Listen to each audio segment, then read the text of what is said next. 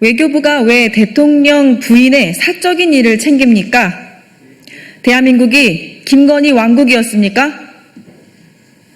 김건희 특검이 김건희의 SNS 계정에 실버마크가 부착된 경위를 조사했습니다. 김건희의 SNS 계정을 돋보이게 하려고 국가안보실이 나서고 외교부가 트위터에 직접 요청했다는 사실은 매우 충격적입니다. 왜 국가안보실과 외교부가 대통령 부인의 사적인 일을 챙깁니까? 정부 기관장에게 부여되는 실버마크를 아무 자격이나 권한도 없는 대통령 부인이 받도록 국가기관이 총동원되었다면 명백한 국정농단입니다. 더욱이 논란이 일자 김건희의 감싸기에 대통령실, 정부, 여당까지 총출동했습니다. 당시 대통령실은 가짜뉴스라며 법적 조치를 운운했고 국민의힘도 악의적인 왜곡 보도라며 강변했습니다. 심지어 외교부 장관은 계정 도용 우려 때문이라는 터무니없는 변명을 내놨습니다. 김건희의 체면과 사적 이익을 위해 국정을 사유화한 사례는 이번이 처음이 아닙니다.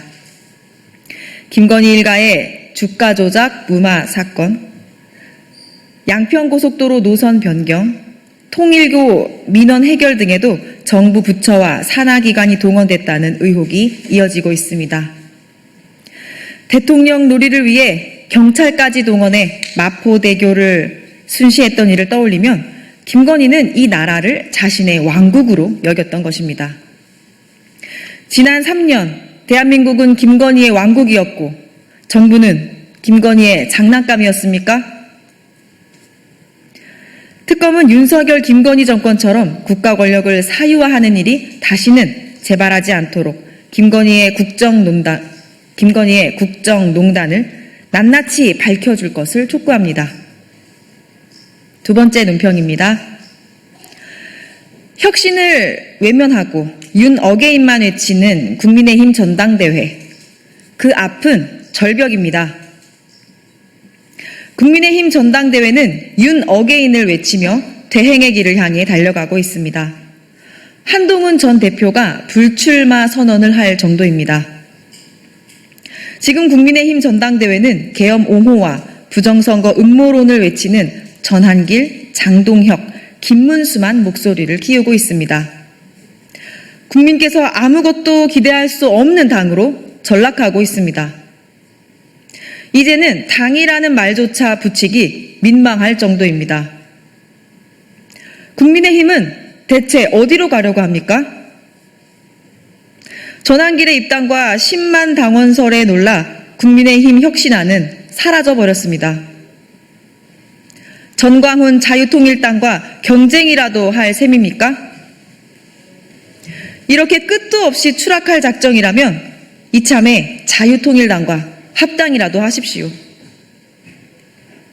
당이 이 지경이니 국민께서도 등을 돌릴 수밖에 없습니다.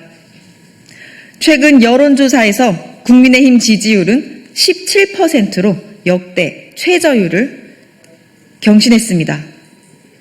심지어 텃밭인 영남권은 물론 70대 이상 핵심 지지층마저 이탈하고 있습니다. 국민은 극우의 놀이터로 전락한 국민의힘을 철저히 외면하고 계십니다. 반성과 사과, 혁신을 거부한 채 윤 어게인을 외치며 극우로 내달리는 국민의힘 앞에 남은 것은 끝이 보이지 않는 추락뿐입니다. 국민의힘은 절벽을 향해 달려가지 말 것을 엄중히 경고합니다. 더불어민주당은 국민의힘의 극우화와 극우 세력의 확장을 경계하며 국민과 함께 민생을 지키고 민주주의를 바로 세워나가겠습니다.